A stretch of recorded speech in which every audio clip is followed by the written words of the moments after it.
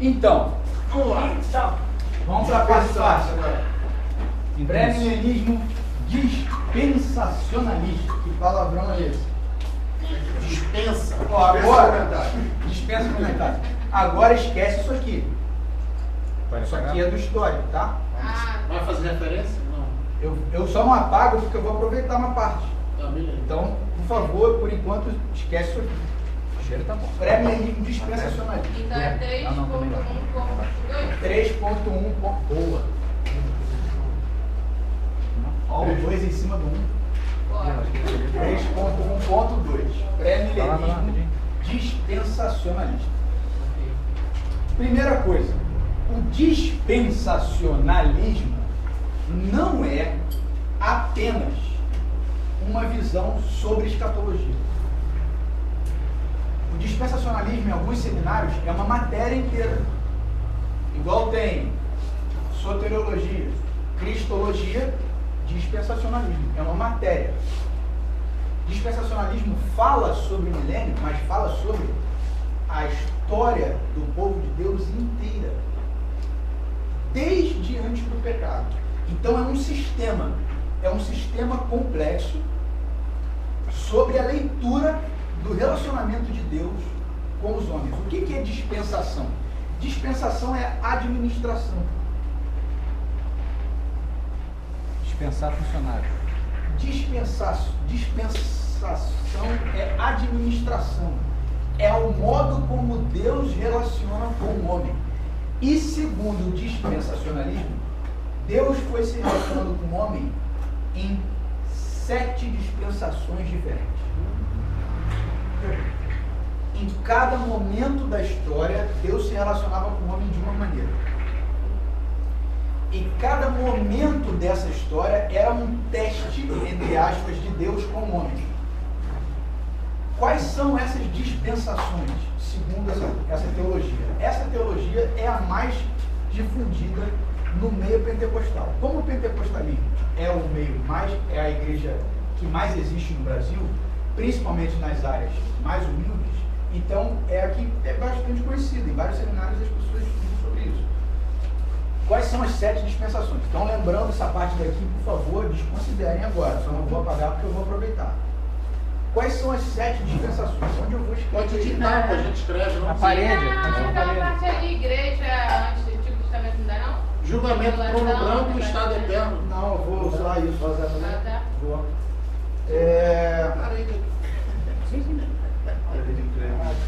Aqui. É isso que eu tô falando. Tá.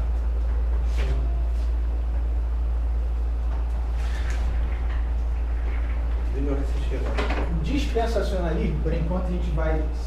Vou fazer uma divisão aqui só para.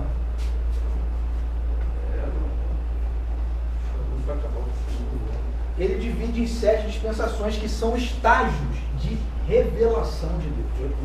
Cada dispensação é um estágio de revelação de Deus para o homem. É um teste. Quais são essas 7 dispensações? A primeira, inocência. Que vai desde que Adão foi criado até a queda. Então é antes da queda de Adão.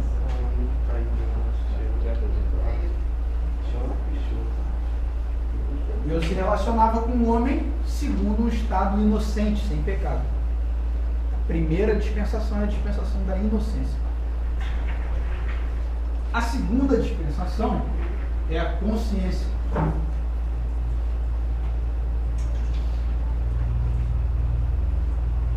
O que a antiga serpente falou para Adão? O dia que dela comerdes, sereis como Deus, conhecedores do bem e do mal, consciência. Então, esse estágio da revelação vai de Adão, pecado já, né? Adão já no pecado, até Noé. Então, mais uma vez, dispensacionalismo não é uma teoria só sobre escatologia, só sobre o fim dos tempos. É um estudo sobre toda a história da humanidade. Tá? Então, Então a segunda é consciência. A terceira dispensação, vou botar aqui, primeira, segunda, terceira dispensação é governo humano. Governo humano. Quando, após o dilúvio,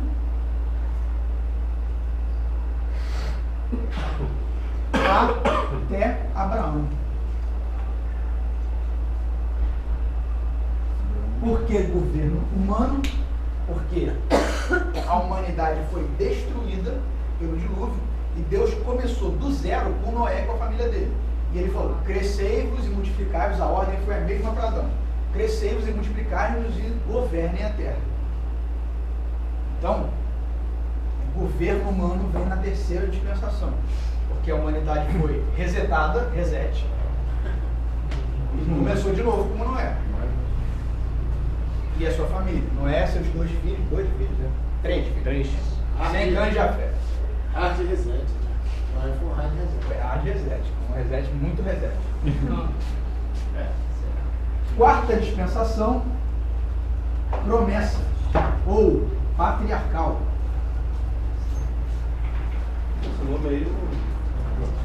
Por quê? Por causa de Abraão. A Abraão foi dada uma promessa: de ti virá uma grande nação. Anda comigo, Abraão. Vai de Abraão até Moisés.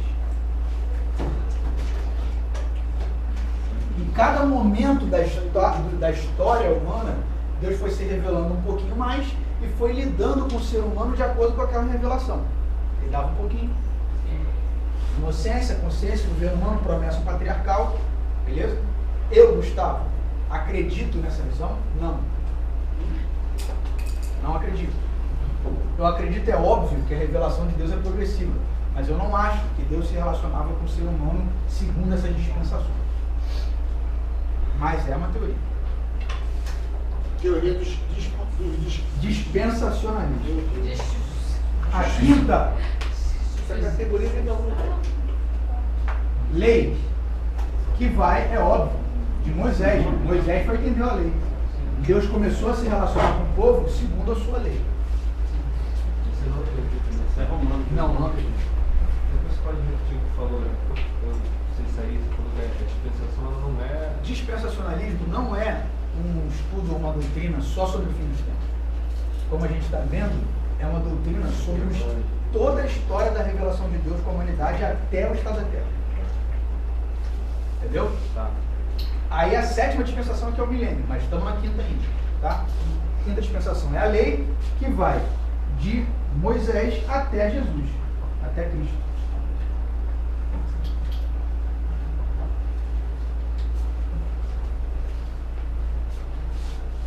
A sexta dispensação é a qual nós nos encontramos, a graça,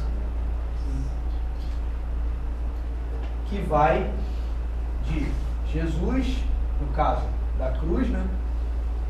Primeira vinda, até o milênio.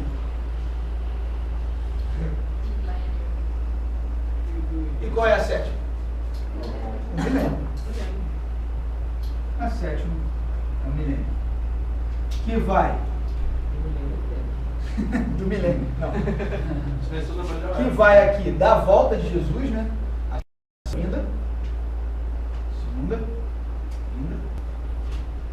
até o estado eterno. Eles não colocam, e eu não sei porquê, a oitava dispensação, o estado eterno. Não sei porquê. Até o estado eterno, que é esse aqui que a gente viu. Gustavo, você falou que a segunda vida é comum a todas, todo mundo que estuda. Sim, segunda vida é algo óbvio na Bíblia. O estado eterno também? Também. O que muda é esse... O que muda é esse minhoca aqui.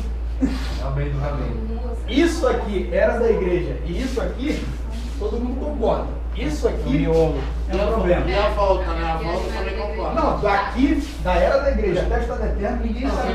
Tá acreditando nessa miúca aí? Você acredita nessa miúca? Calma aí, um de cada vez. Oi? Nessa miúca aí, você acredita nessa linha aí? Não. Não? Estado eterno, tá falando. Eu também não. O estado eterno eu acredito. Não, eu acredito que existem cada uma dessas coisas. Só não assim. E vocês podem acreditar assim. Mas você tem uma linha de raciocínio. Tem uma visão. Chamada milenista que a gente vai ver. Tá, beleza. Beleza? Dispensacionalismo, num resumo ultra resumido, porque tem matéria, a matéria sobre isso. Aí eles estudam cada um desses estágios. Deus dava um pouquinho e se relacionava com o ser humano. Por que eu não acredito? Eu acredito que a graça é a única dispensação que existe. Ué, como assim? Para mim, segundo a leitura que eu faço da Bíblia, Jesus ele foi morto desde antes da fundação do mundo. E o homem é salvo pela fé e não pelos estágios de revelação que Deus foi dando. Então, Abraão foi salvo pela fé. Ele não foi salvo porque ele foi chamado e circuncidado. Os israelitas não eram salvos porque eles obedeciam à lei. Eles eram salvos porque eles obedeciam ao Deus da lei. Noé não foi salvo porque ele foi chamado e construiu uma arca. Noé foi salvo porque ele creu em Deus, por isso que ele construiu a arca. Então, eu não acredito que o ser humano ele era salvo de acordo com um sistema em cada um. Eu acredito que o sistema é um só. Ou você crê ou não. Pode ser nascido de Abraão, pode ser nascido de Maomé, pode ser nascido de quem você quiser. Eu acredito que isso aqui não funciona na prática. Agora, eu acredito que Deus vai se revelando gradativamente? Sim. Pô, eu creio que há formas de salvação diferentes em cada estágio da humanidade? Não acredito. É o que eles acreditam. Beleza? Sim. Então, os dispensacionalistas acreditam que existe uma forma de salvação para cada uma dessas 7 etapas. Sim, em cada uma dessas etapas Deus abre um pouco da revelação e eles têm que crer naquele pouco ali para entrar. Beleza? Qual era a salvação para Adão? Não comer da árvore do conhecimento do bem e mal. Ué, e Jesus? Não, nada a ver Jesus, fé nada. Era só não comer da árvore do conhecimento do bem e mal. Essa era... Hã? Não, isso já nem é mais familiar, isso aí já conhecia. Sim, isso aqui é bem conhecido. É bem conhecido. No meio pentecostal é bem conhecido. É. Posso avançar? Porque isso aqui não é objeto de estudo, só dei uma visão geral da parada. Então, segundo o dispensacionalismo, ele sustenta uma interpretação literal. Maior parte das vezes literal da escritura. Porque eles não é que eles não digam que tem figuras de linguagem, eles dizem que tem. Mas o quanto eles podem, eles interpretam literalmente. Segundo eles, isso resguarda a Bíblia como palavra de Deus. Porque se você ficar interpretando as coisas alegoricamente, você pode inventar o que você quiser. É um argumento. Tá? Como resultado dessa interpretação literal, tem uma coisa que eles creem que eu não acreditava de jeito nenhum, e eu estou começando a mudar. É uma distinção entre igreja e Israel. O dispensacionalismo clássico acredita, que os israelitas são salvos de um jeito, a igreja é salva de outro. Até hoje. O dispensacionalista, judeu é judeu, igreja é igreja. Igreja acredita em Jesus, judeu crê na lei. E cada um é salvo por uma via. Essa linha está caindo em desuso. Eles mesmos estão vendo que isso é uma grande besteira, isso é uma heresia. Ninguém é salvo fora de Jesus. Não, tem Jesus e o caminho dos judeus. Tem isso. Até porque os discípulos que creram em Jesus eram judeus. Eles precisavam dele para entrar. Então os personalistas pararam de crer nessa bobagem, mas o clássico crê. O que eles creem e o que eu estou começando a ver que realmente eles têm alguma razão. Que de fato, lá em Romanos 11, vocês vão estudar isso com Silas, Romanos 9 a 11. É um dos textos mais difíceis que tem do Novo Testamento. Romanos, do capítulo 9 ao capítulo 11. Especialmente o capítulo 11. Paulo fala que Deus endureceu os judeus para que os gentios entrassem. Mas que ele era poderoso para enxertá-los de novo.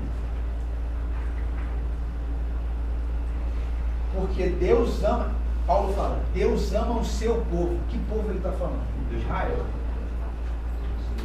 Deus não rejeitou o seu povo. Que povo? Israel. A igreja não. E se da oliveira brava, segundo ele, a oliveira brava é a gente. Porque a oliveira natural era Israel. Se da oliveira brava Deus fez coisas boas, imagina da boa, da natural. Então eu acredito que há algumas promessas e profecias que só se cumprem em Israel. E eu comecei a perceber isso semana passada. Então, por quê?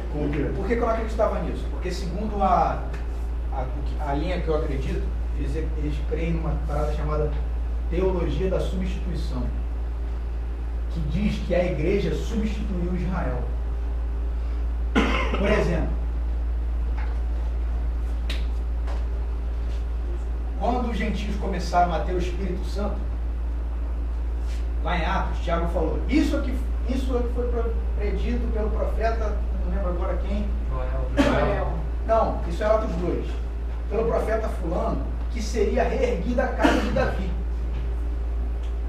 Ué, reerguida a casa de Davi para judeu é erguer a casa de Davi, meu amigo. É pegar o templo, botar tijolo. Sim. Entendeu? Não tem essa de espiritual nada não, é reerguer a casa de Davi mesmo. Vamos na massa. A casa. Para Tiago, reerguer a casa de Davi é o Espírito entrar no coração dos gentios. Então, segundo essa teologia da substituição, Israel foi endurecido. E agora, se Israel quiser entrar, entra igual todo mundo, por Jesus. Eu creio nisso? Creio que só Israel só é salvo, só tem um caminho, só tem uma porta. Jesus é a porta. Jesus é a porta que Paulo entrou, que Pedro entrou, que eu entrei, que João entrou, que todo mundo entrou. Mas há uma parte das profecias do Antigo Testamento que não parecem se encaixar com a igreja. Tem a ver com Israel. Quais? Não sei ainda. É um estudo muito complexo. O que te fez pensar nessa palavra? Mas, O que te fez pensar? o texto de Romanos 11. Vamos ler.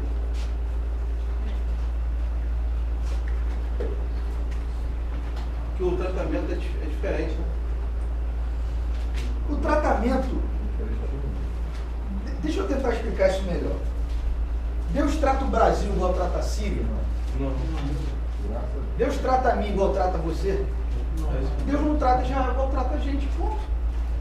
Mas é como se fosse o filho preferido do Evangelho. As promessas de Deus são irrevogáveis. Vamos ver o texto. 11. Romanos 11, capítulo, verso 1. Acaso, botei em versão 1. Pergunto, acaso Deus rejeitou o seu povo? Ele está falando de Israel, tá? O capítulo 10 é isso. De maneira nenhuma. Eu mesmo sou israelita, descendente de Abraão, da tribo de Benjamim. Deus não rejeitou o seu povo. Ele está falando de Israel, o qual de antemão conheceu. Ou vocês não sabem como Elias clamou a Deus contra Israel, conforme diz a Escritura: Senhor, mataram os teus profetas, derrubaram os teus altares. Sou o único que sobrou, e agora estão procurando matar-me. E qual foi a resposta divina? Reservei para mim 7.000 homens que não dobraram os joelhos diante de Baal. Assim, hoje também há um remanescente escolhido pela graça. Então os judeus entram pela graça de Jesus. E se é pela graça, já não é mais pelas obras. Se fosse, a graça já não seria graça. Que dizer então? Israel não conseguiu aquilo que tanto buscava, mas os eleitos obtiveram. Os demais israelitas foram endurecidos. Como está escrito, Deus lhes deu um espírito de atordoamento, olhos para não ver, ouvidos para não ouvir até o dia de hoje. E Davi diz que a mesa deles se transforma em laço e armadilha, pedra de tropeço e retribuição para eles. Escureçam-se os olhos para que não consigam ver, suas costas fiquem encurvadas para sempre. Novamente pergunto, acaso tropeçaram para que ficassem caídos? De maneira nenhuma. Ao contrário, por causa da transgressão deles, veio salvação para os gentios, para provocar ciúme em Israel. Mas se a transgressão deles significa riqueza para o mundo, e o seu fracasso riqueza para os gentios, quanto mais significará a sua plenitude. Eu acredito que isso ainda não aconteceu.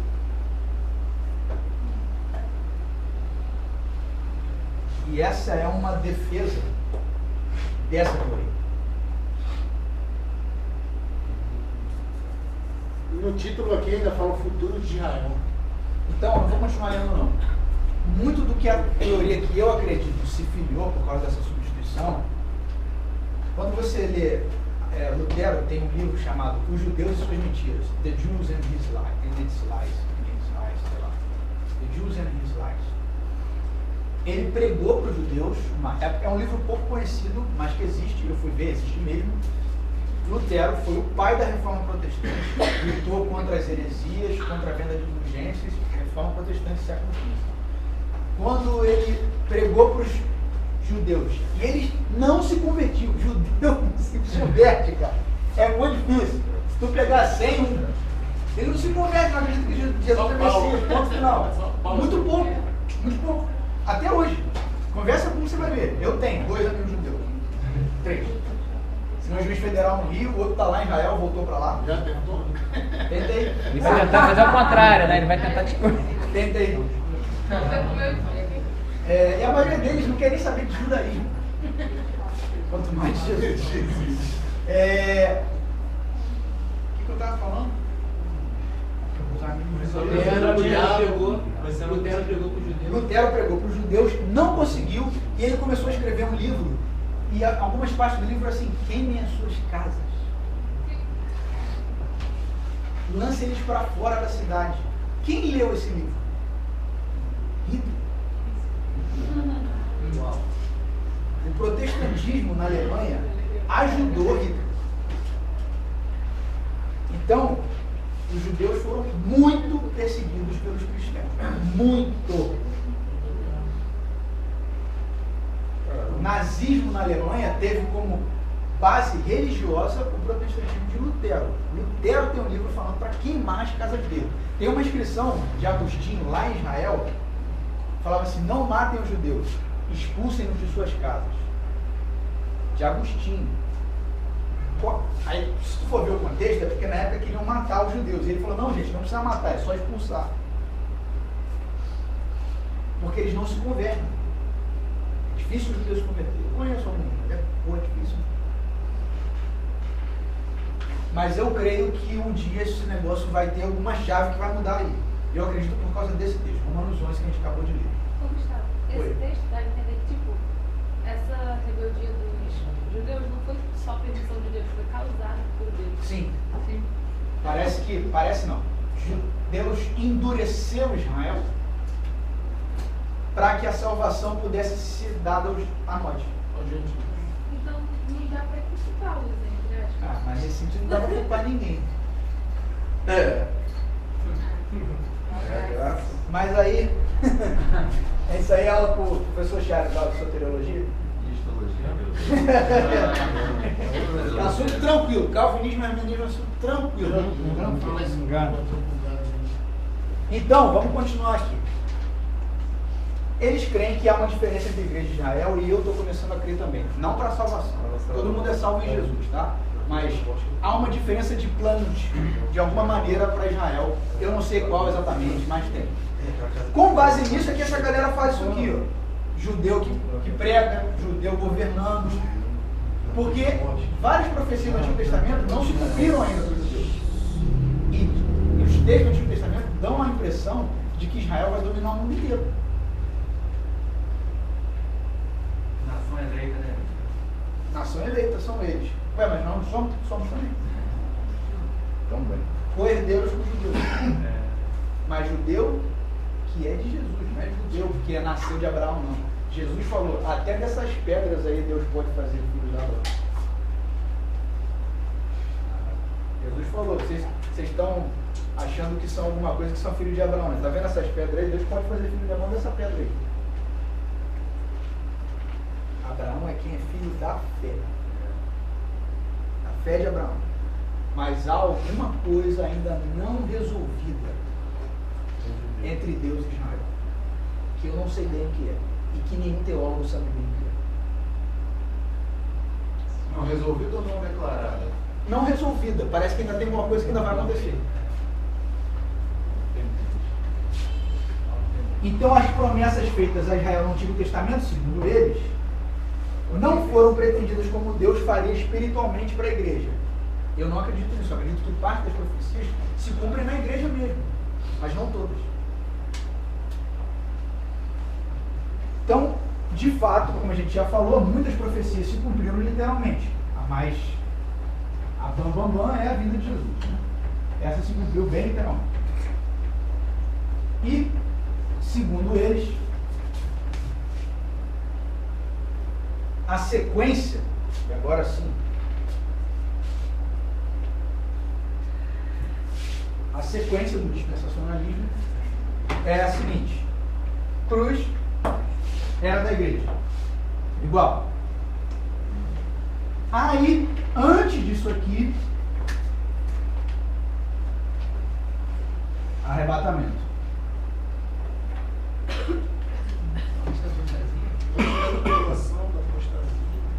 Arrebatamento. Beleza? E aqui, os crentes ressuscitam.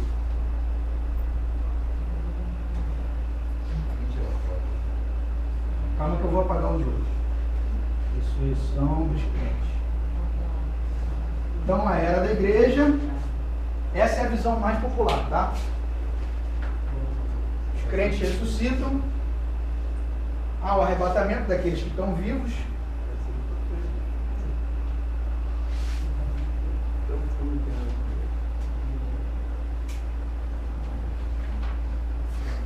Vem a grande apostasia, ao mesmo tempo que isso aqui é um evento meio debatido por eles, mas não é muito importante. No momento em que a igreja começa a se esfriar, os salvos mesmo são arrebatados. E os crentes ressuscitam. Esses crentes ressuscitam para onde? São arrebatados e ficam lá. No céu. Como assim crente mesmo? Porque tem uma galera que é crente meio morno, aí esses crentes meio morno ficam. Que é esse lance dessa galera que está na igreja e que não é igreja de fato. Então não se converteu de verdade, né? Igreja nominal. Tem um monte de gente que está na igreja e não é igreja. Então, os crentes de fato são arrebatados, ou se já morreram, ressuscitam, porque Paulo diz que os mortos ressuscitam primeiro. E se encontram com a gente nos ares. A gente vai ver o texto daqui a pouco. Aquela parte ali de se não quer pagar, não sei se você já pagou, quero pagar. A grande apostasia vai ser ou não? Vai. É tudo mais ou menos aqui. Grande apostasia, arrebatamento e ressurreição dos crentes. Depois disso, vem a grande tribulação. Então, a volta de Jesus aqui, ela se dá em duas etapas. Volta de Cristo aqui. Volta. Volta, Cristo. Volta. Primeira fase da volta de Cristo, arrebatamento, é a vinda secreta de Jesus. É aquela que, pum, sumiu a galera. Ih, sumiu. Abre um carro. Você acredita nisso? Não acredito 80 nisso. dias. Ah, é. Esse é muito Não, na boa, se isso aconteceu, eu vou ficar felizão, cara. Eu ia também. Eu ia ficar muito. Olha só quanto de asneira a gente vai meditar. Mas não sei, eu ia ficar acho. feliz se não visse as pessoas sumindo. Pum, sumiu, caralho. Cadê o Eu livro? esperava, Cadê minha filha? Foi embora. Então, Jesus aqui volta para os seus. É a primeira parte da volta. Segue-se 7 anos de tribulação. E aqui eles dão data. Hein, Gustavo? Oi? Eles creem que nesse período de 7 anos acontece a esposa do cordeiro? As esposas do cordeiro é depois. Depois. Que é quando Jesus volta segunda mesmo. volta. A segunda etapa. Faz tudo. Calma. Esse tribulação e o reinado do anticristo. 7 anos de grande tribulação. Porque 7 é a profecia que está lá em Daniel. E é 7 anos literal. 7 anos literal. A 7ª semana de Daniel, né? É a 70ª semana de Daniel. Já foram 69 até Jesus vir. Não vai dar tempo de a gente ver isso. A 70ª semana ficou flutuando no tempo até o período da igreja acabar. Então, o que eles creem? Um parêntese meio. Eles creem que 69 semanas de anos, que dá 400 e... Faz aí. 7 vezes 65. Quero ele mesmo. 7 vezes 5, 36. 7 vezes 56. Não, calma aí.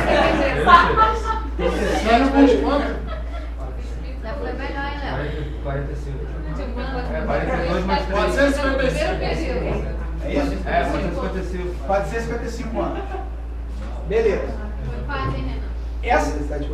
Isso aqui, Vai 1, 10, 50. desde o decreto de Ciro, teve um decreto de Ciro, lá no livro de Daniel, teve um decreto de Ciro para mandar reconstruir Jerusalém. Desde esse decreto até o templo ser reconstruído, levou 1 semana de anos, ou seja, levou 7 semanas de anos, levou 70 anos. Depois, mais 62 semanas. E aí, somando, dava-se 455, desse decreto de Ciro até a vinda de Jesus, dá mais ou menos isso mesmo. Até Jesus morrer, na verdade, dá 455 anos. É um estudo que está lá em Daniel, que não dá tempo de fazer agora. Ciro deu um decreto, desse decreto até Jesus morrer, tem mais ou menos isso mesmo. Isso não é balela, não. Teve. O problema é que teve 3 decretos. Aí o pessoal fica ali, foi qual? Teve um que se considera o mais importante. Se você pegar esse e vai até a morte de Jesus, dá 455. E aí, faltou 7 anos. Esses 7 anos que faltaram, enquanto a igreja está aqui, não corre. Não corre. Por quê? Por que não corre? Porque essa profecia é para judeu. Parou o relógio, né? Parou o relógio. Porque Daniel é judeu, o templo é judaico, Jerusalém é judaico, tudo é judaico. Jesus veio com parou o cronômetro até, como Paulo diz, até que a plenitude dos gentios haja entrado. Até que todo mundo dos gentios tenha a oportunidade de aceitar o Senhor como Jesus. Então naquele arrebatamento ele não volta, vai? Vai e fica lá no céu. Ficou só quem não... Ficou só quem não cria mesmo. E judeu. Ah, judeu não vai? Judeu não crê em Jesus. Então, nesse período aqui, nesse reinado do anticristo, é a 70ª semana de Daniel. Essa grande apostasia propósito também. Sim, é aqui. A galera apostata um pouquinho antes e aí são arrebatados os que são verdadeiros. Nesse tempo aqui, há a conversão dos remanescentes de Israel. Dos judeus e dos gentios. Conversão de Israel. Eles creem que esse texto de Romanos 11 aí que eu li vai se cumprir bem nessa época. Os judeus só acreditam na lei, não é isso? O judeu não acredita que Jesus era o Messias, Jesus era o Messias, cara. Tem várias explicações para isso. Assim, fazem até bastante sentido as explicações disso. Se você pegar na internet, qualquer rabino, tem um monte de rabino que fala que Jesus não. Porque eu não acredito que o filho de José é Messias. Fala assim. E os fatos Jesus não é filho de Deus. Eles falam que é sobre fatos históricos, porque não é comprovado historicamente que Jesus realmente existiu. Não, mas Jesus não é existiu, isso. Eles não negam que Jesus não existiu. Não é que Jesus é o Messias. Ele é filho de José, um homem normal. O Messias tem que restaurar Israel e tem que fazer de Israel a maior potência mundial. É isso que eu digo. Eles creem, mas só que ele não vejo.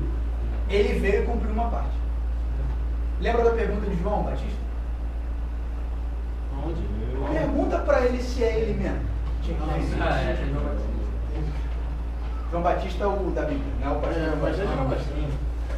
Pergunta se é ele mesmo. Porque ele ia vir, qual era a pregação de João Batista? Ele vai vir com a sua eira e vai meteu o machado na raiz das árvores. O que João Batista estava pensando? É óbvio que ele acreditava. Quando ele viu Jesus, ele falou: eis o Cordeiro de Deus, que tira o pecado do mundo. João Batista teve uma revelação sobre ele, só que Jesus só cumpriu uma parte. Ele não cumpriu a segunda parte, a parte da justiça, do juízo. Ele primeiro está dando oportunidade à humanidade para que todos tenham essa oportunidade de conhecer o Senhor. Todos, não apenas Israel. Ele vai cumprir a segunda parte quando ele vier. Aí vem a segunda parte da segunda vida, que é a revelação. E qual é a religião deles então? O que eles acreditam? Quem? Qual é a religião deles? Judeu? Vamos aí. Nem todo judeu Negociar com a trabalhadora é da religião Vai ter a ceia e ser o calendário. judeu que você deve Sim, não, eles estão no ano 570 Mas daí a religião. Uma coisa que o pastor Silas falou, quando Paulo estava matando os cristãos, para ele era tranquilo. Era 500, eles estão em 570 e pouco. Estava matando pela lei. Mundi. É o calendário diferente. A internet nem chegou lá até agora. 500 e pouco não. 5.570 e pouco ano mundi. Porque eles creem desde que Adão. Então eles creem que Adão veio mais ou menos há 6.000 anos atrás. Ok. Revelação. Aí vem aqui a batalha do Armagedon, o milênio, a destruição do anticristo, julgamento dos ímpios aqui no final mesmo, ressurreição dos ímpios. Satanás é solto, estado eterno. Satanás é preso Satanás também é preso no milênio. Ele é preso aqui antes do milênio. Quando Jesus vem, se revela, que é a segunda parte da segunda. Isso aqui tudo é volta de Cristo, tá? Isso aqui é. Então a volta de Cristo ela se dá na primeira etapa no arrebatamento e na segunda quando ele volta de volta. Essa é a mais popular. Essa é a mais popular. E aí vem o milênio. Nesse momento do milênio, os judeus vão exercer a maior parte da soberania mundial. Que é a mesma coisa que o pré-milenismo histórico crê também. Qual é a diferença básica entre o dispensacionalismo e o pré-milenismo histórico? O dispensacionalismo não crê que a gente vai passar pela tribulação. Melhor, né? Eu também acho. Não, eu quero crer na visão deles. Mas não creio. Gostaria de crer na visão deles. Mas não consigo. Deixa eu fazer uma foto aí do. Eles creem que Jesus volta para os seus é uma coisa, o rapto é uma coisa, a revelação é outra. Tá? Ainda tem várias divisões aqui da galera que crê que é pré-tribulacionista, mesotribulacionista, aí tem várias paradas. Tipo, tem a galera que crê que Jesus vai voltar, que o anticristo vai se revelar no meio da tribulação, e aí Jesus volta no meio, enfim. E a igreja só vai aqui no meio, 3 anos e meio, mas eu não quero nem entrar nessas, porque não é importante. Senão a gente vai ficar em volta disso aqui. O resto Depois do Essa milênio matéria vai de embora. história agora, você vai falar sobre isso. Vou falar depois. Eu vou falar depois Eu vou sugerir, desses eventos, quando eu for falar sobre a linha que eu acredito. Tá? Aí depois do milênio é a mesma coisa. Daqui pra cá é a mesma coisa. Então, para o pré-tribulacionismo, o primeiro evento escatológico é o arrebatamento da igreja ou rapto. Vamos lá, 1 Tessalonicenses 4, versos 16 e 17. Abre lá, 1 Tessalonicenses 4, 16 e 17. Diz assim: porque o mesmo Senhor descerá do céu com alarido e com voz de arcanjo e com a trombeta de Deus, e os que morreram em Cristo ressuscitarão primeiro. Depois nós, os que ficarmos vivos, seremos arrebatados juntamente com eles nas nuvens, a encontrar com o Senhor nos ares, e assim estaremos para sempre com o Senhor. Primeira parte. Essa parte não se confunde com a revelação ou manifestação do Senhor. Está lá em Mateus 24, versos 29 a 31. Em Mateus 24, 29 a 31 diz o seguinte: logo depois da aflição daqueles dias, grande tribulação, o sol escurecerá, a lua não dará sua luz, as estrelas cairão do céu, as potências do céu serão abaladas. Então aparecerá no céu o sinal do Filho do Homem. E todas as tribos da terra se lamentarão. E verão o Filho do Homem vindo sobre as nuvens do céu. Então qual é a lógica dele? Jesus foi, ficou na nuvem. Passa a tribulação. Aí ele volta da nuvem.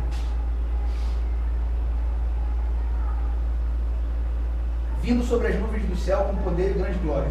E ele enviará os seus anjos com risco e clamor de trombeta, os quais ajuntarão os seus escolhidos desde os quatro ventos, de uma a outra extremidade do céu.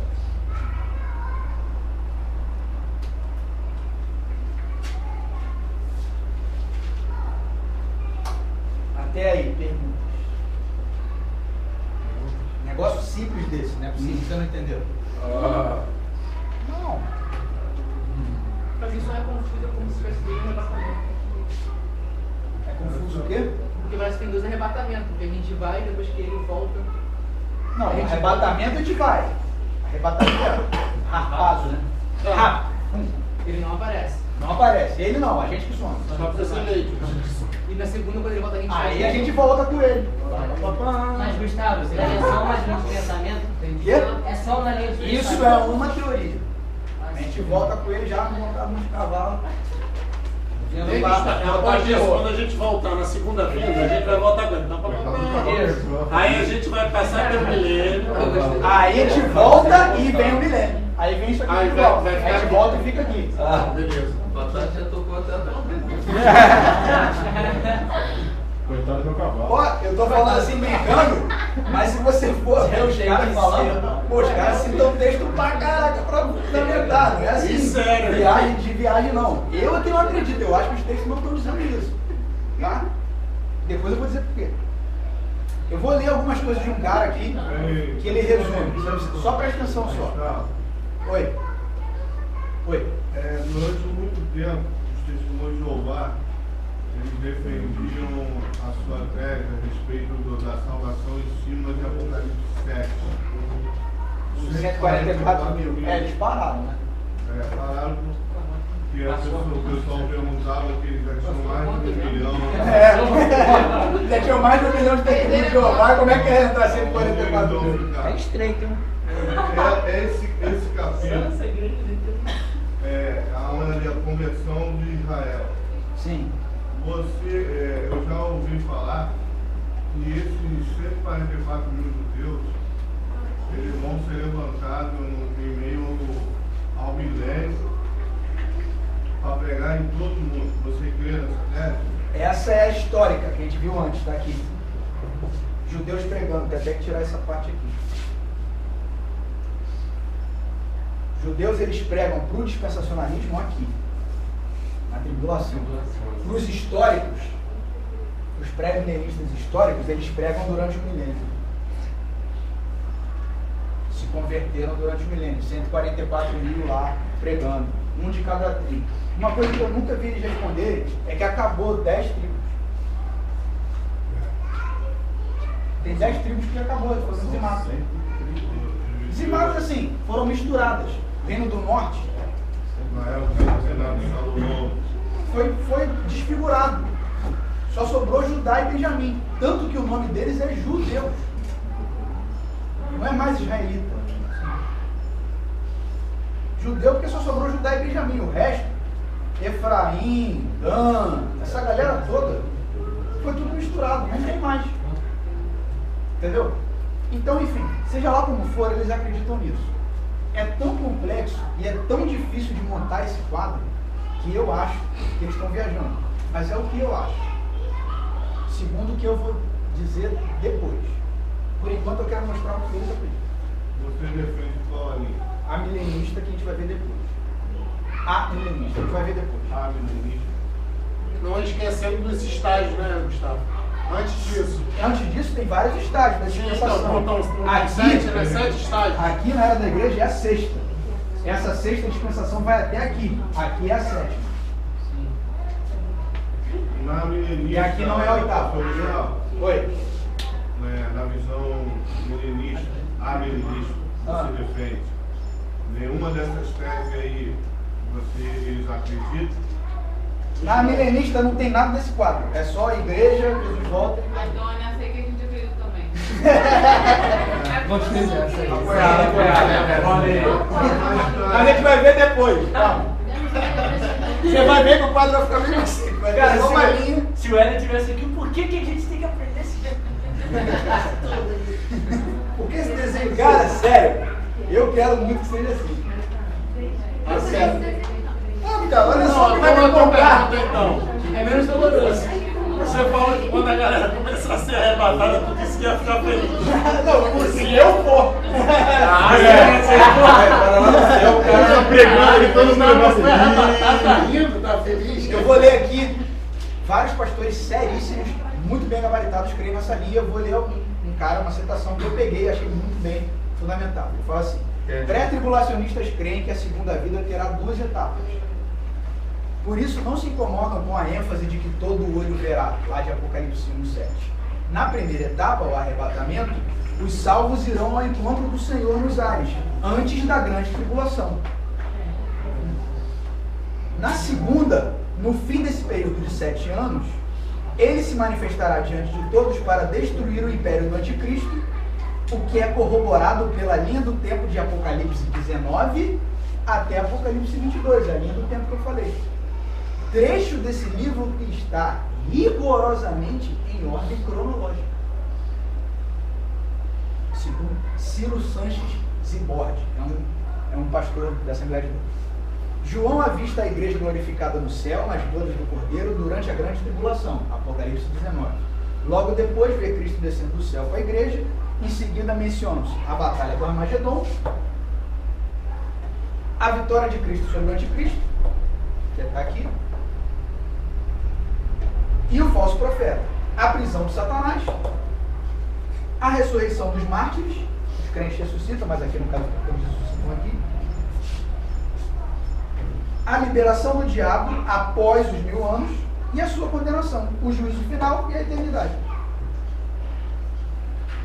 E aí, quanto ao rapto da igreja, o arrebatamento, ele diz o seguinte: Apocalipse 4 talvez seja o capítulo bíblico mais emblemático quanto ao rapto pré-tribulacional da igreja, no qual o Senhor revela a João de modo profético, através de símbolos, o futuro glorioso da igreja. Esse apóstolo vê uma porta aberta no céu, 24 anciãos ao redor do trono de Deus, os quais não são anjos, pois em nenhum lugar do Novo Testamento os seres angelicais são chamados de anciãos. Quanto ao número 24, no próprio livro de Apocalipse, explica assim diretamente. Deixa eu ver a parte que interessa. Apocalipse 4 se conecta perfeitamente ao capítulo 19 do mesmo livro. Passagem também que não deixa dúvida quanto ao fato de que a igreja estará nas bodas do Cordeiro. A igreja estará nas bodas do Cordeiro durante a grande tribulação. O que é as bodas do Cordeiro para ele? É na hora que a gente vai. 7 anos, né? Antes da tribulação. Escritos de Paulo mostram que ele era pré-tribulacionista. Aí ele bota riso, entre parênteses. Ah, tá. Ele bota riso. Em 2 Tessalonicenses 2, 6-8, Paulo assevera que o inimigo só se manifestará em pessoa depois que for tirado o que o detém. É um texto de Apocalipse. Tem que ser tirado do meio o que o detém. Segundo alguns dispensacionalistas, é o Espírito Santo que sairá da terra junto com a igreja. Mas essa tese não parece muito lógica. É aquilo que eu estava te falando, que o pessoal não crê mais nisso. Já que desconsidera a onipresença e a imensidade do Espírito Santo. O mais coerente seria afirmar que esse que impede a manifestação do anticristo é a própria igreja. Então, quando a igreja é tirada, o anticristo se manifesta. Que será arrebatado, a igreja que será arrebatada antes da ira. Eles usam vários textos. Deus não nos destinou para a ira, e esse período é um período de ira. Eu também acredito que Deus não nos destinou para a ira. Eu só não acredito que ele tem que necessariamente tirar a gente da terra para isso. Deus não destinou os hebreus para a ira, lá no Egito. E ele mandou as pragas, não mandou? Até a 4ª praga, se não me engano, os israelitas sofreram juntos. Da 5ª praga em diante, só o egípcio sofreu. Mas eles foram libertos na 4ª praga? foi liberado depois da 10ª. Assim como Israel foi livre do Egito e viu aquilo tudo acontecer, porque tem algumas porções do livro de Apocalipse que algumas pragas são específicas para os ímpios. Fala assim, só foi picado por um bicho lá quem não tinha o selo do cordeiro na testa. Eu creio, segundo o que eu creio, nós estaremos aqui e muitas coisas a gente não vai experimentar. Aliás, é isso que acontece hoje. Isso acontece hoje. Por isso que cada geração passa o seu apocalipse. Várias coisas que os ímpios sofrem, a gente não sofre. Como a gente crê em Deus, várias coisas que a gente vive e o ímpio não vive. E vice-versa. E vice-versa. Ué, mas está tudo aí e tal. Sim, mas a gente é guardado por Deus em várias coisas que todo mundo sofre. A galera vive em pânico para sair na rua. Eu não vivo. Eu guardei seguro também. Durante muito tempo eu não tive seguro. Eu tinha como ter carro, mas eu não tinha como ter seguro. Aí eu falei, não, pô, eu não vou ter carro. Ele falou, não, cara, fica no carro e não bota seguro. Quando o dia que você tiver como botar seguro, bota, porque para você não tentar Deus. Se você tem condição, coloca. Eu falei, não, tá beleza. Comprei o carro, não botei seguro. E fiquei no carro até a hora de conseguir ter seguro. Eu tinha seguro, Jesus mandou tirar, eu tirava. Sim. A relação. Aí eu quero botar, mas ele fala, não. A relação não é com as coisas. Tem várias paradas que vêm sobre a vida do filho de todo mundo. Não vem sobre as minhas. Sim. Não vem sobre a de vocês. Agora, tem coisas que vêm sobre mim e vêm para todo mundo. Então, eu creio que a igreja realmente não é destinada para a ira de Deus. A salvação de Jesus nos livra da ira. Mas não nos livra de ser arrebatado e sumir daqui. Segundo o que eu acredito. Beleza? Vamos ver agora a visão alegorista.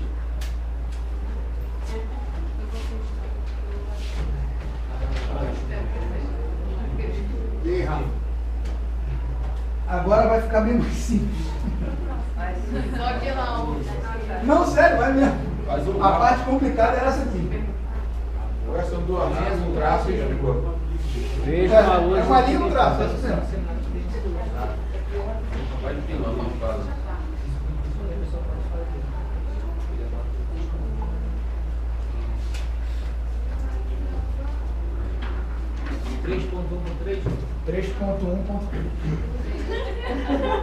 Não, 3.2.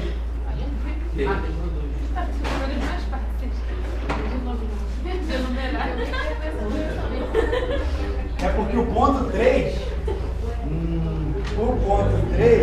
Vai. é os modos de interpretação das profecias na escatologia. Aí 3.1, Antigamente era assim. literalistas. 3.2, alegoristas.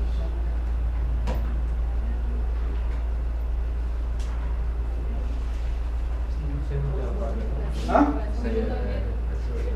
Pode ficar depois de mim. Quem são os alegoristas? Creem que as profecias se interpretam essencialmente, não exclusivamente, essencialmente de maneira espiritual, não literal.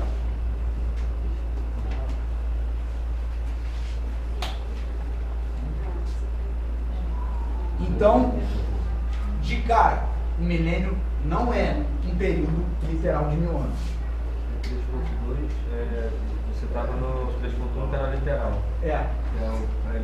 Que é Os literalistas. Os literalistas são os pré-milenistas, históricos e dispensacionalistas. Agora são os alegoristas e a gente vai ver quem são as subdivisões deles. Então o milênio não é um período literal de 1000 anos, mas é uma fase. O milênio é uma fase, é um período, é uma era de tempo indeterminado.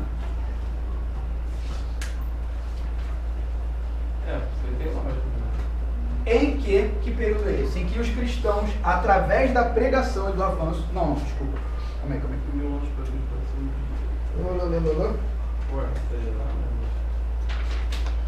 Alegorista, isso aí.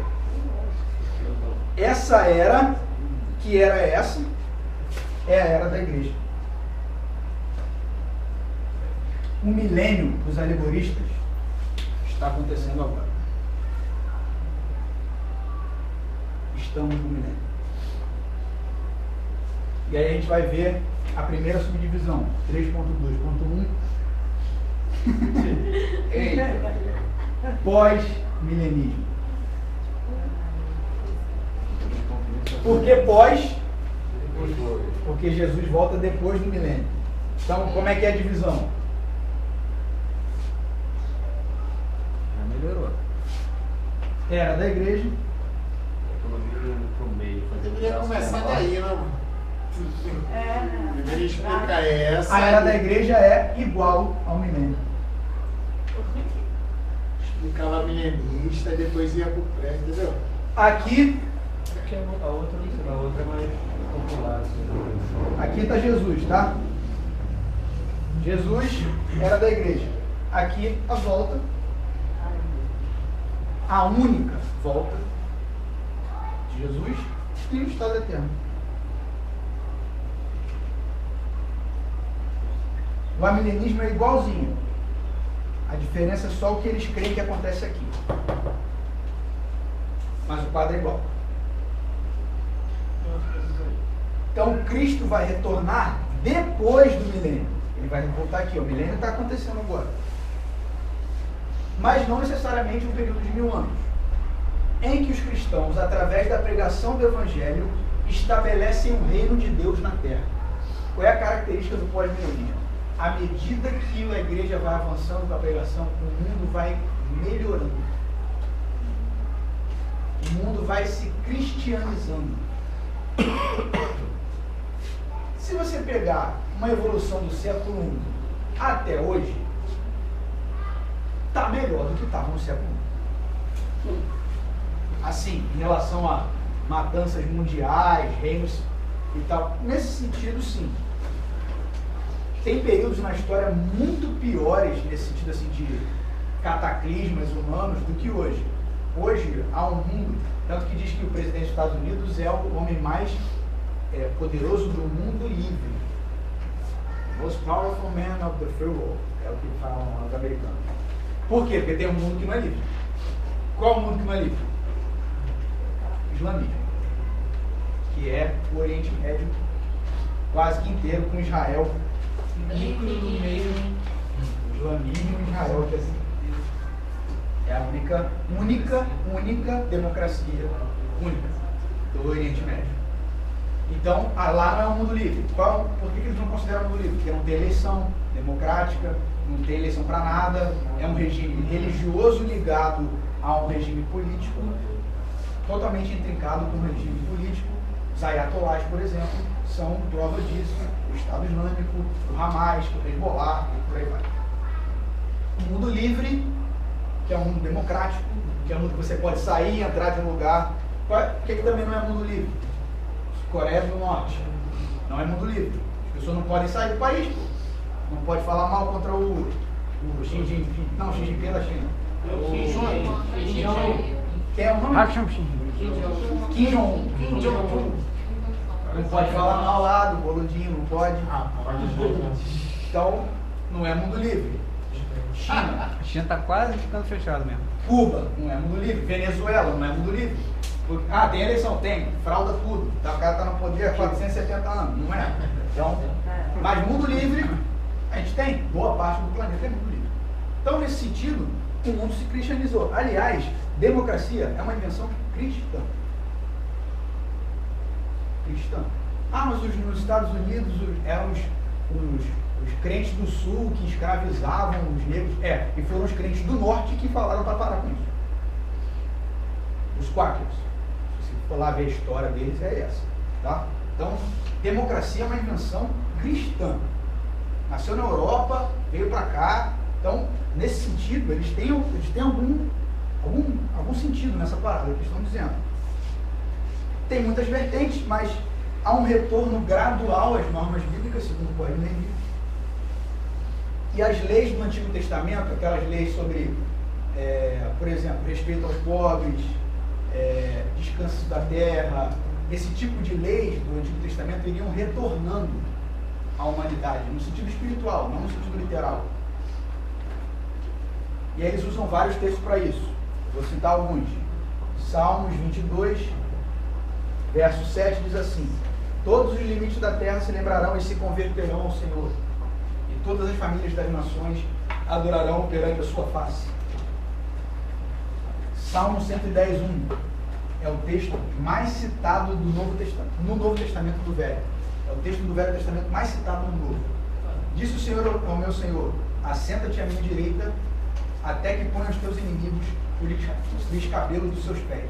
Jesus, ele veio para estabelecer o reino. Então ele vai reinando como? Através da pregação do Evangelho no coração de cada pessoa. Isaías 2, 2-4. Nos últimos dias o monte do templo do Senhor será estabelecido como principal, será elevado acima das colinas, todas as nações correrão para ele. Parece que é um momento onde a pregação do Evangelho vai avançando. É aqui. Então, no Novo Testamento, o texto que eles mais usam, e aí eu já acabo por aqui, com o pós-milenismo, é 1 Coríntios 15, 22 a 28. Numa leitura linear do texto, parece que vem a primeira vinda de Jesus com a ressurreição, a proclamação do Evangelho, até que os inimigos sejam postos debaixo dos seus pés. Vamos ler, 1 Coríntios 15, verso 22 a 28.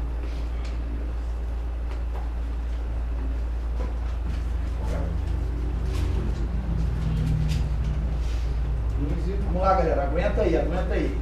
Falta meia hora. 1 Coríntios 15, 22 a 28.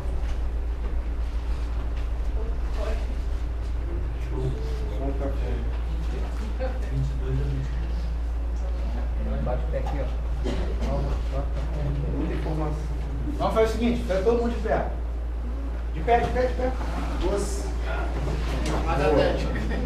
Dá, Baba. 3 pulinhos. Vamos lá, vamos ler 1 Coríntios 15. Lê aí pra mim, o Douglas. 22 a 28. 22 a 28.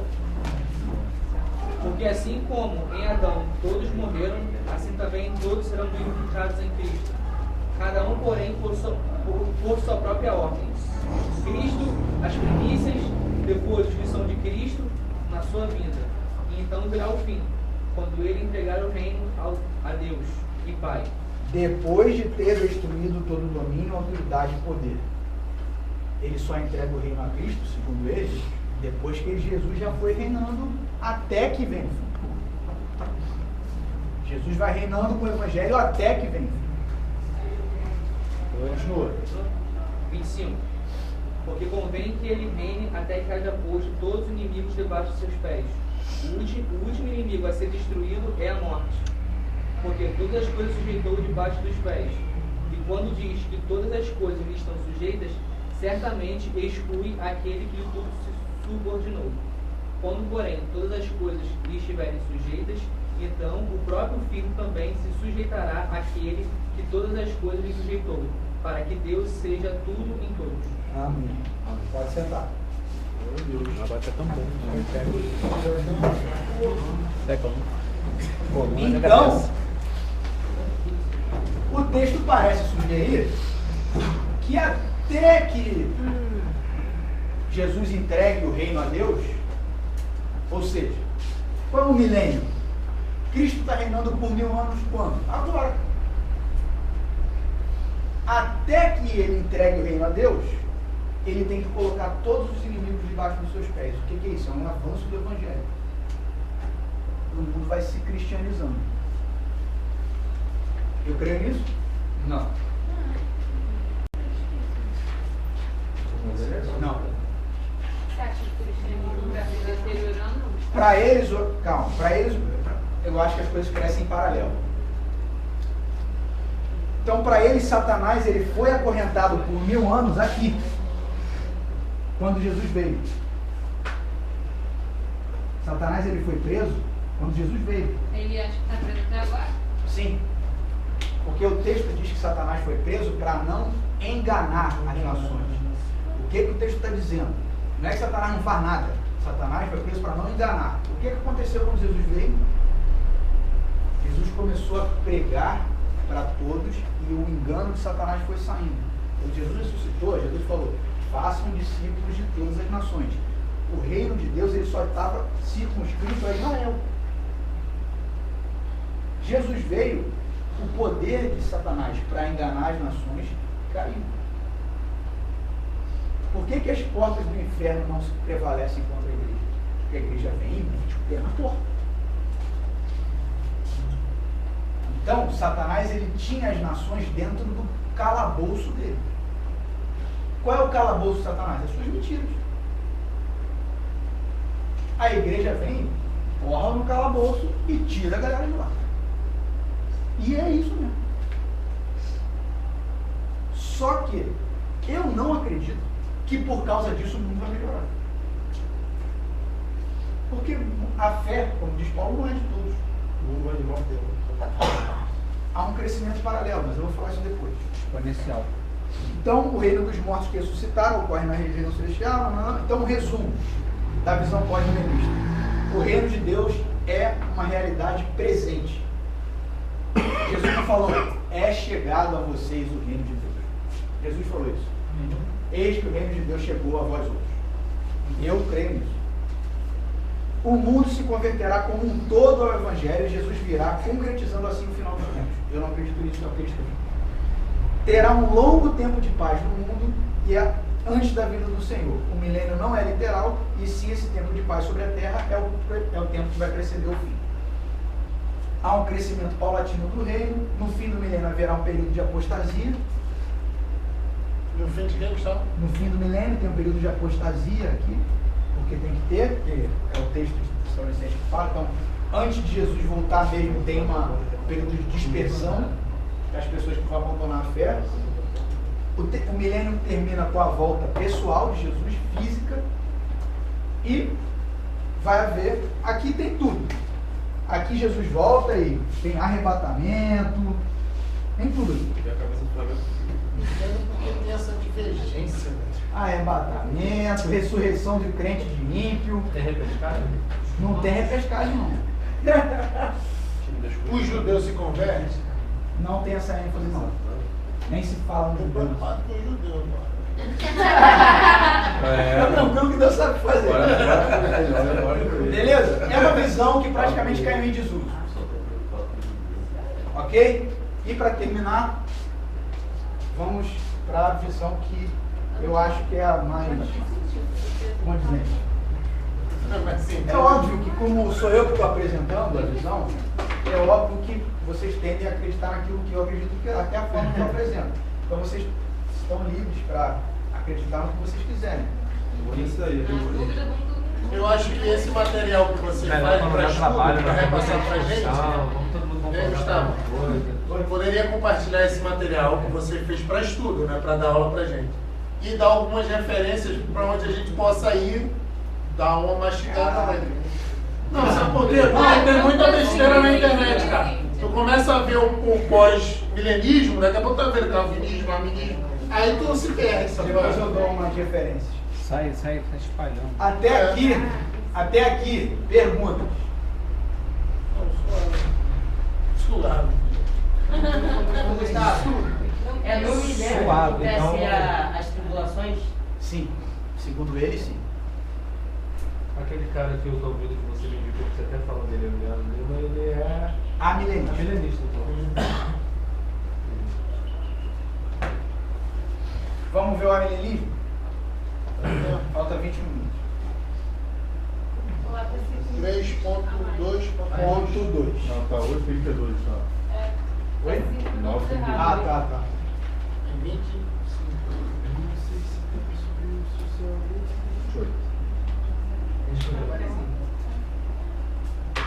Então está dentro da visão alegorista das profecias e interpreta um milênio, o livro de Apocalipse ou qualquer outra profecia escatológica de forma essencialmente espiritual, né?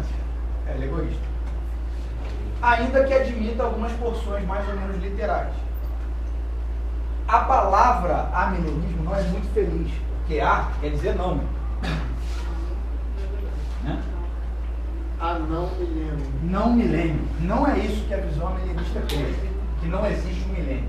O que a visão milenista crê é que o milênio não é literal. E que o milênio é a era da igreja. Igual o pós-milenismo. Ponto.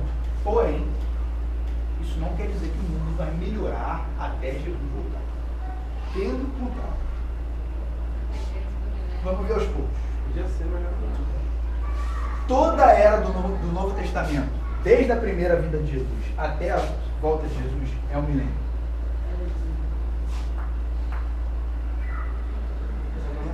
Então, assim como o pós-milenismo, crê que Satanás já está preso desde a primeira vinda de Jesus. Ué, como é que Satanás está preso? Acho que não, hein? Não ia acreditar nisso. O que vocês acham? Satanás está preso ou está solto? Mas preso em quê? Tá mais preso. preso. Tá mais solto que nunca.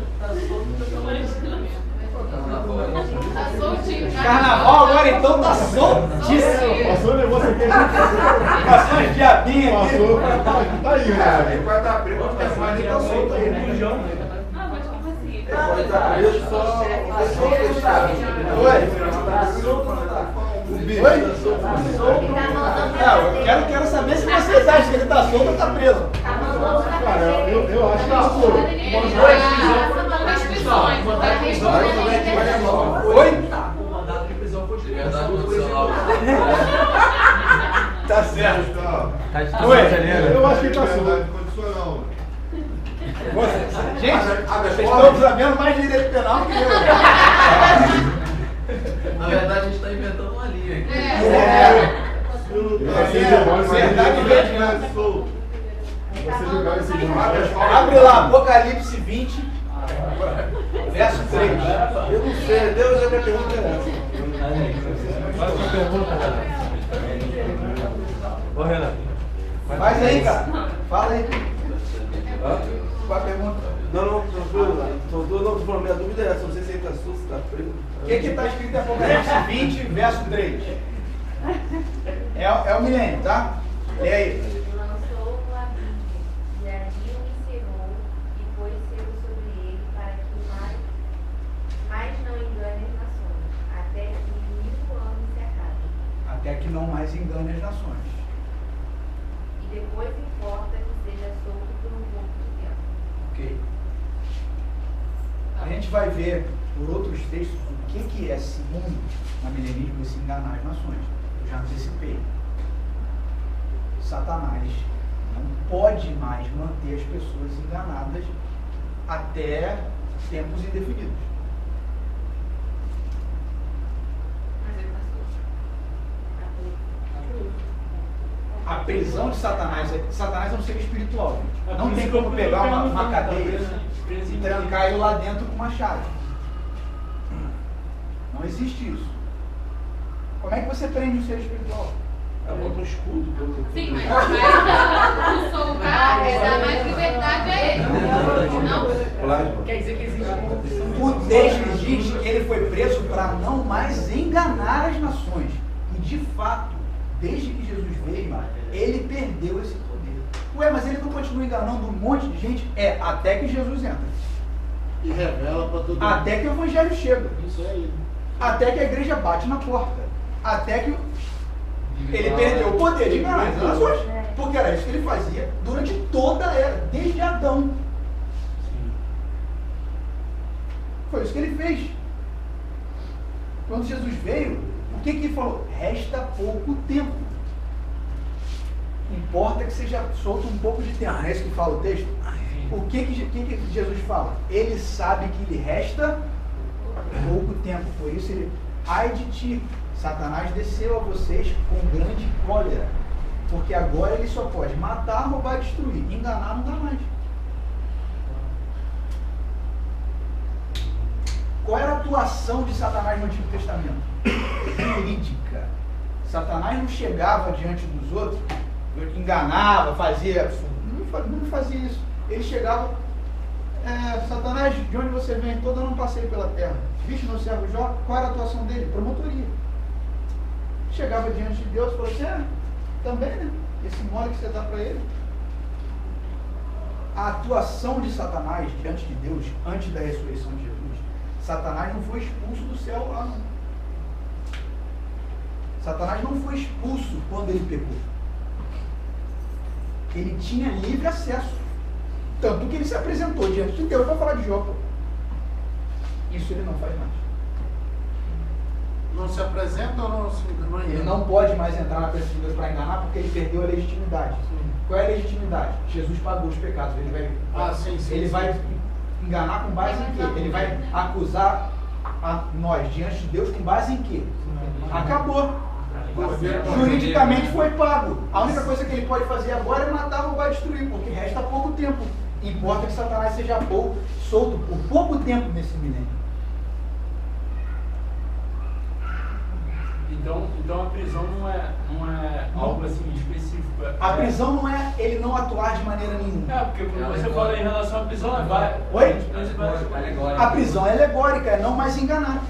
Sim, quando você fala em prisão, a gente entende que o cara não faz nada. Eu pensei que não fosse um lugar específico, fosse outras coisas, tipo não enganar mais. É uma prisão que o Senhor colocou sobre... É uma restrição que ele sofreu. A restrição de não conseguir mais escurecer o pensamento humano diante do Evangelho. Ele não consegue mais. A pessoa está endemoniada com 7 mil demônios. Bota a mão na cabeça dela, ela se converte e acabou, meu amigo. Ela vai ter os problemas dela, como todo mundo aqui tem. Mas Satanás engana, acabou. Acabou. É o que eu acredito. Você não precisa acreditar assim. Tá?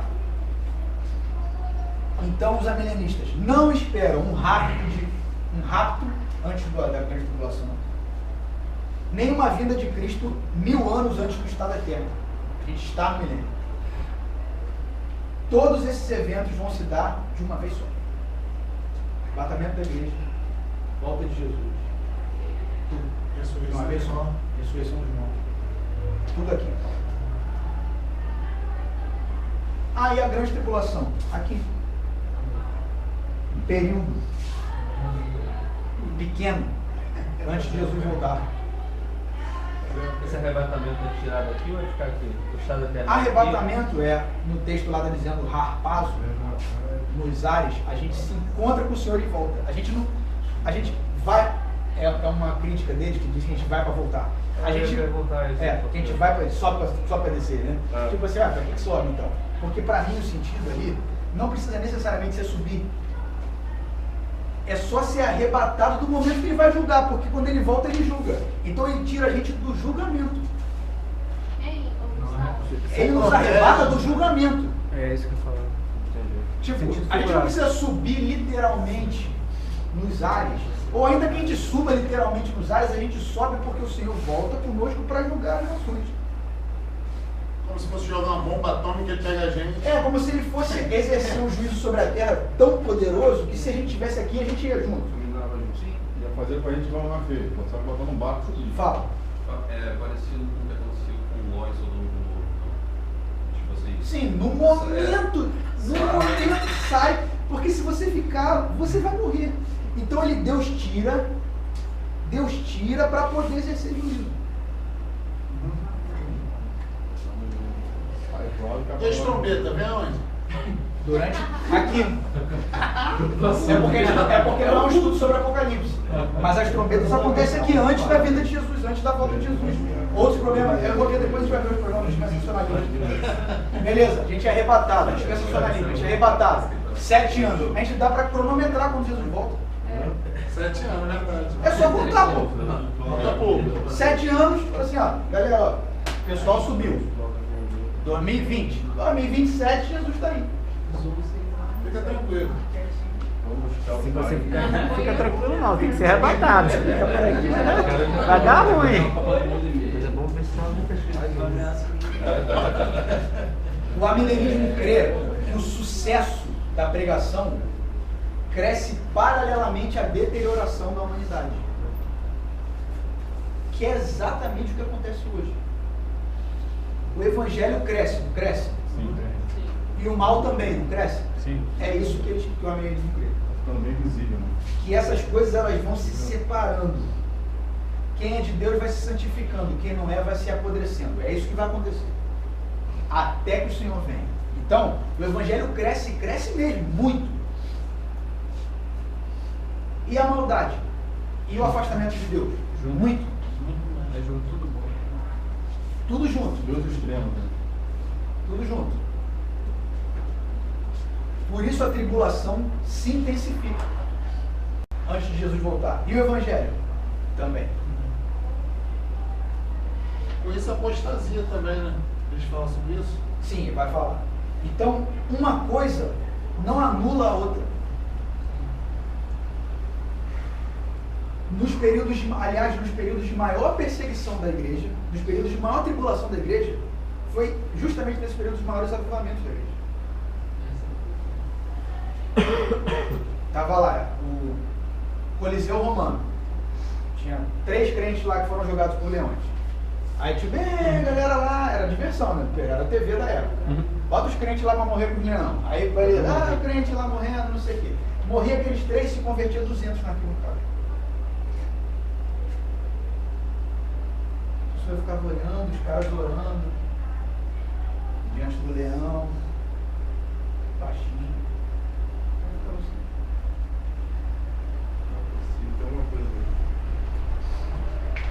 O Evangelho impactava aquelas pessoas, como é até hoje. A morte de um crente, quando Jesus fala que quando a semente morre, nasce a árvore. Quando um crente morre no Senhor, ele morre até literalmente como mártir, nasce muita gente para ele. Então, a arma de Satanás de matar crente só dá ruim para ele. É mais fácil ele esfriar a crente, não matar. Crente frio é ótimo negócio. Crente morto não existe. Quem morre, um monte de gente se converte. Ou aquela senhora lá, a vovó, que pregava para os netos, para os filhos, ninguém que se converteu. A velha morre e todo mundo vai para a igreja.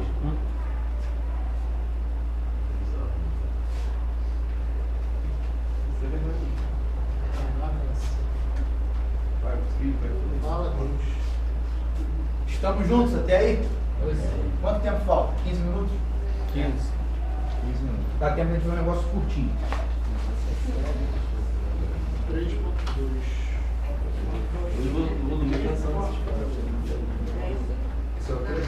Quando pega no sono escutando isso, velho.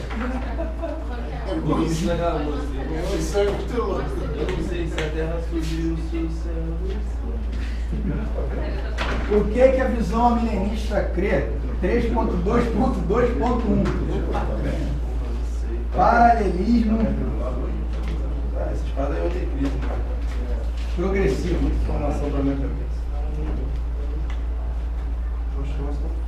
Paralelismo progressivo. Está dentro do milenismo, tá? É bem simples. O nome é complicado, mas a explicação é bem simples. Agora eu estou falando especificamente só sobre o livro de Apocalipse. Então, paralelismo progressivo é especificamente para Apocalipse. Apocalipse é o livro máter da escatologia. É o principal. Não é o único, mas é o principal. A gente já leu vários textos hoje que não foram Apocalipse, mas esse estudo é sobre Apocalipse. O que o paralelismo progressivo diz? O dispensacionalismo crê que depois do capítulo 1, na história vem o capítulo 2, depois do capítulo 3, capítulo 4, não é isso que eles creem? Capítulo 19, morreu lá o anticristo, o falso profeta, e vem o 20, vem... Então eles creem que a história é cronológica. O que o paralelismo progressivo crê? Que não é assim. Não é essa ordem. Que não é uma ordem cronológica. O livro de Apocalipse descreve, segundo essa teoria do amilenismo, isso aqui é do amilenismo, o nome do cara que popularizou essa visão se chama William Hendrickson. Se você quiser ver aqui em português, Leandro Lima. O nome do livro do William Hendrickson é bem legal, se chama Mais que Vencedores. Em português.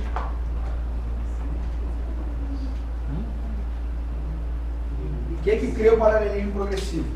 o livro de Apocalipse conta o número que mais aparece no Apocalipse, aparecem vários. O número que mais aparece é o número 7. O livro de Apocalipse é dividido em 7 sessões. E cada uma dessas sessões conta a história inteira da igreja. São 7 sessões. Eu vou falar quais são as sessões.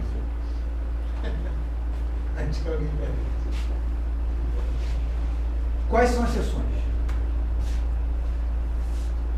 Cada uma dá um enfoque. É como se você estivesse vendo a história da igreja. Imagina que a história da igreja é essa sala aqui. E aí uma hora você vira para cá e descreve o que está aqui. Outra hora você vira para cá e descreve o que está aqui. Outra hora você vira para cá e... É a mesma sala. Mas a visão é diferente. Concorda, Raquel? Uma hora eu estou olhando para a Raquel dormindo. Outra hora eu viro para cá. Só a Raquel de pé, por favor. Eu vou botar isso e a gente termina a aula. Estratégia. Segura a granada aí. Se o senhor tirar essa ponta da granada, todos vamos para os ares, senhor. Primeira sessão. Ele dá alguns nomes, mas você não precisa acreditar nos nomes, mas as sessões é bem interessante. A primeira sessão, Cristo no meio dos candeeiros. No meio dos candeeiros. Isso é esse maluco que dá? Sim, William Hendricks. Esse William? É uma visão que vem do século IX, tá? Mas ele popularizou agora no século XX. Capítulos 1 a 3. Essa é a primeira sessão. Essa sessão conta a história da igreja inteira. Do enfoque do quê? Da igreja. Toda a igreja que você... Dessa rua aqui deve ter umas 15 igrejas, só nessa rua. Se você for em cada uma, você vai ver traços delas. Você vai ver, se você pegar as igrejas do Apocalipse, você vai conseguir identificar. As 7 igrejas do Apocalipse, 7 igrejas do Apocalipse, são retratos da igreja ao longo do século.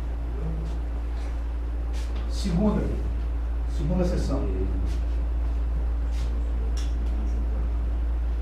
A visão do céu e dos 7 selos.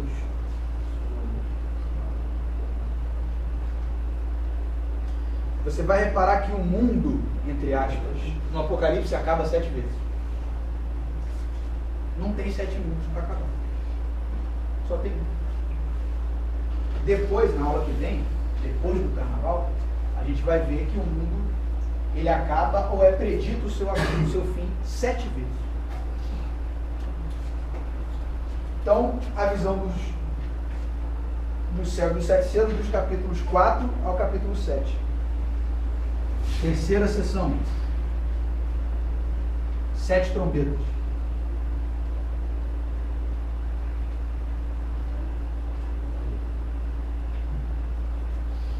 Capítulos 8 a 11. Quarta sessão. O dragão. Serpente. Ô Satanás. 12 a 14. Com mochila de criança. Quinta sessão. 7 taças. Olha como o número 7 já aparece até na capítulo 16. Sexta sessão. A queda de Babilônia. 7.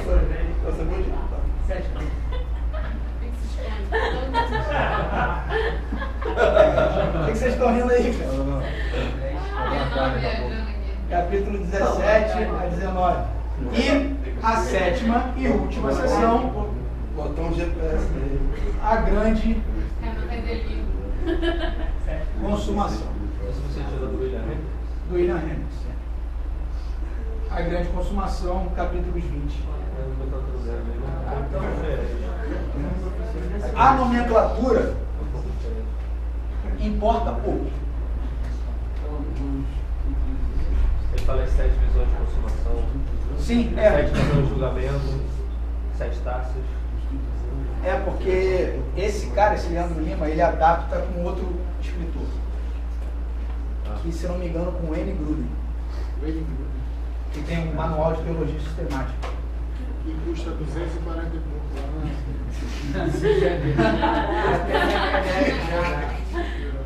Os títulos servem apenas para a gente saber o contexto daquele capítulo lá, então, daquelas sessões. A primeira sessão fala de Jesus no meio da igreja, a segunda, dos 7 selos, a terceira, 7 trombetas, a quarta, o dragão, aqui é 7 taças, aqui é a queda de Babilônia e aqui é a grande consumação. Todas essas sessões contam a partir de um foco da primeira vinda à segunda vinda de Jesus. Aí começa a fazer mais sentido. Fala. Todas as 7 sessões, Um período que vai da primeira até a segunda vinda de Jesus. Uma sob o enfoque da igreja. Outra sob o enfoque da atuação do dragão.